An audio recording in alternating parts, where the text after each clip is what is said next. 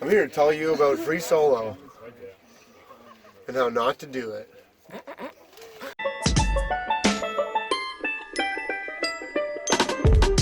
Hey, I'm Ryan Jinks, and today I am stoked to tell you that I got 4 interviews with the 4 free solo world record holders. We've got Spencer Seabrooke, Friedi Kuhne, Andy Lewis, and Faith Dickey. All tell us how not to free solo. I'm in Spencer Seabrooke's Slack Life BC's van. 110, 64 meters. 64 meter free solo record. So, what shouldn't you do for free soloing? You shouldn't just go for it. It's something that you like build up to over a long period of time. Okay. When you like tie in off of like kind of sketchy shit that trains you in your own head to catch the line when you need to catch the line. And I highly suggest actually catching the line with a Swami belt or with shackles or with a ball and chain, because then you'll know that you can catch when you're under pressure like that. And same thing with free solo. When you do decide to take your harness off, like fucking take a catch. Like there's really no big deal. It's like taking a leash fall in your harness. That's what you're relying on as your safety. So like test it. Did you start with the 64 meter? No, I started with like a 10 meter high, 20 meter long line. You're supposed to walk the line many times until you're very confident doing that. And at that point, limit your protection. So tie into just like your belt, or like a proper Swami belt is even better. That's how not to free solo right there. Yeah. Or tie it around your ankle and then to the leash. Or do shackles where you tie it from one ankle under the line to the other ankle. Personally, that's my favorite because you don't actually feel the ring behind you. Okay. Yes, that's true. Yes, and it feels so real. If you're gonna send a line, you might as well just do it free solo. That leash, it's only gonna get in your way.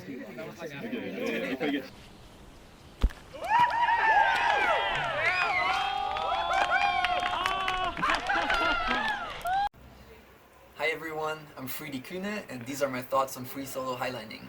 First of all, there are many other fun things to do on a highline that involve a leash, like surfing and bouncing. Some tricks you can only do with a leash, like the Yoda bounce or the Luke Skywalker. So don't think that free solo is the ultimate goal in highlining. Second of all, if you really want to free solo, do it for yourself and for nobody else. Don't ever free solo for a camera, for attention, for fame, or any of that. It should just be for your own joy. And the last thing is, when you free solo, keep it your own responsibility. Only solo on lines that you have rigged, or if you free solo on other people's highlines, make sure they're absolutely okay with it. Triple check the anchors yourself, make sure everything's perfectly safe.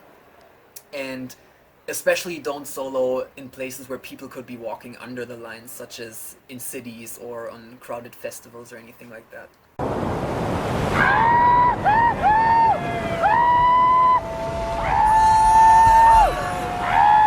Hey guys, Andy Lewis here. I just wanted to go over some of the fun facts about free soloing. There's only 3 reasons you ever really free solo. Number 1, you get famous. Number 2, you get girls. And number 3, you'll actually be remembered in highlining, because anything you do with a leash, no one cares.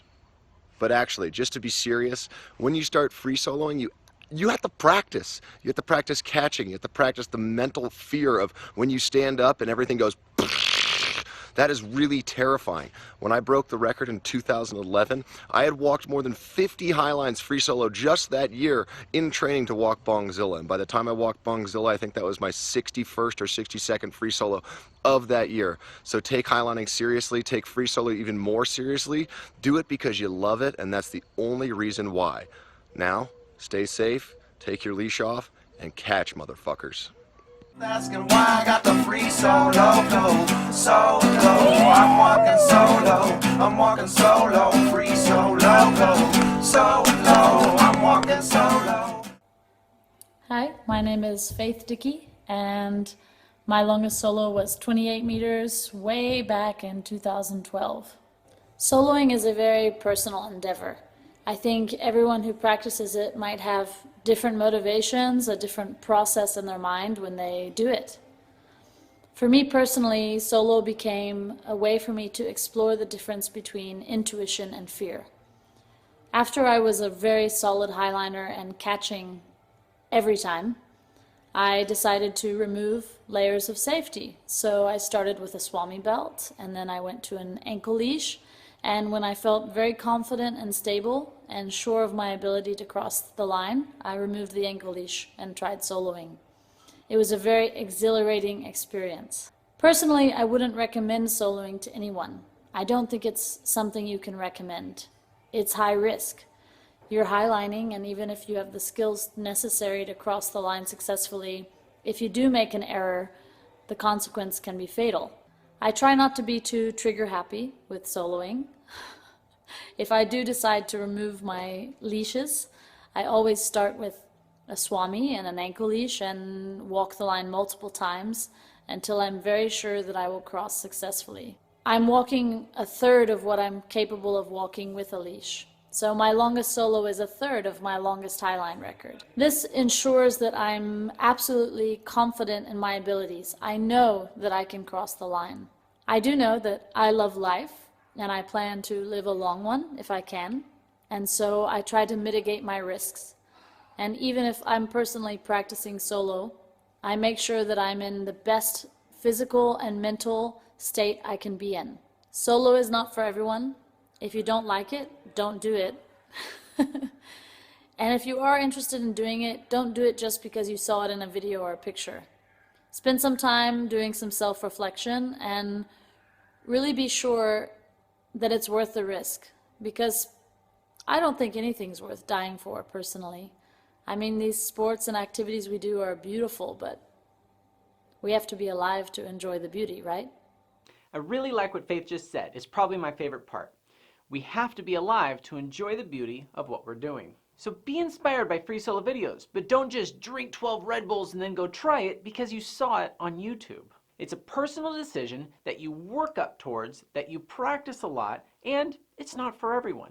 So please take free soloing really seriously. So back in 2010, I tried to rig my second highline at the Lost Arrow Spire, which was quite an undertaking because I didn't know shit. When I was up there, I ran into Dean Potter, who was working on free soloing the 110-footer. When I topped out on the climb and I came up over the tip, I watched him free soloing the 110, and I had the best seat in the house. But what I walked away with was that he was very focused and intentional and practiced a lot before he went out and free soloed. And it wasn't just on a whim.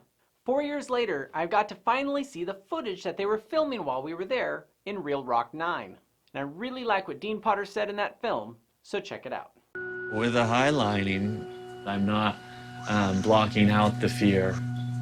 I'm feeling the fear and, absorbing everything that's around me, trying to calm my heart and not, hyperventilate and keep it together. I see what I do as a picture. I look up at the wall or see the space between formations, and I want to enter that. And I kind of get a flash or a picture, and then I live it.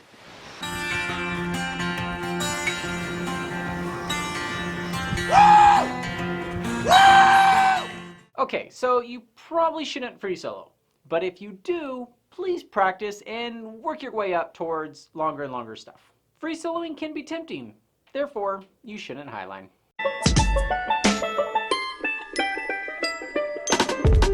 Hey, thanks for watching, but don't be a dummy and go rig your first highline after watching some YouTube channel show you how to do it. And especially don't go free soloing if you don't know what the hell you're doing. Instead, these videos help you understand what you're looking at when you go with somebody who knows what they're doing. But until then, go to slackademics.com, buy a t-shirt, check out these other videos, and don't forget to subscribe.